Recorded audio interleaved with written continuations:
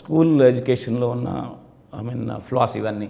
ఎందుకంటే from the day one ఏం చెప్తున్నాం మనం, నువ్వు ఐఐటీ రాయాలా, లేకపోతే ఇది రాయాలా, జాబ్కి వెళ్ళాలా, ఒకేసారి నీకు 30 lakhs 40 lakhs రావాలా,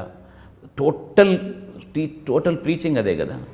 ఇంకా మరి why do they know all these things? ఇవన్నీ తెలియడానికి అవకాశం ఏముంది? తర్వాత జాయింట్ ఫ్యామిలీస్ లేవు ఇప్పుడు, అన్ని న్యూక్లియర్ ఫ్యామిలీస్. సో వాళ్ళ వైపు నుంచి ఆలోచిస్తే ఏంటి అంటే, ఒక జాయింట్ ఫ్యామిలీ ఉన్నప్పుడు ఎట్లాగా ఉండేది, that emotional support use to come from the family కదా. ఇప్పుడు ఇంట్లో 1 2 3 అమ్మ నాన్న ఉద్యోగానికి వెళ్తారు. So they want some emotional support. So ఈ ఎక్స్టర్నల్ కాజెస్, తర్వాత ఎక్స్పోజర్ లేకపోవడం. ఎక్స్పోజర్ అంటే exposure to the culture, exposure to the values, exposure to the family bonds, ఇవన్నీ తగ్గడం వల్ల అవుతుంది యాక్చువల్ చెప్పాలంటే. సో డెఫినెట్గా ఇటు సైన్స్ ఎడ్యుకేషన్ ఉండాలి.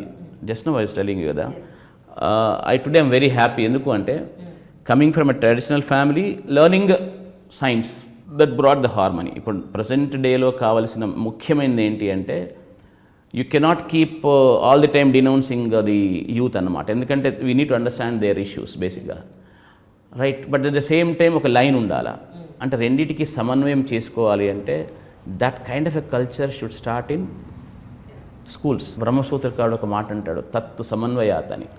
అంటే పాస్ట్ని, ప్రజెంట్ని, మన రిక్వైర్మెంట్స్ని, మన దీని అన్నిటినీ సమన్వయం చేసుకొని, ఒక హార్మోనియస్ దాంట్లోకి తీసుకొని ఒక కొత్త ఏమంటారు జీవితంకి మనం ఓపెన్ చేయాలి, డోర్స్ ఓపెన్ చేయాలన్నమాట. That's when this tension reduces basically.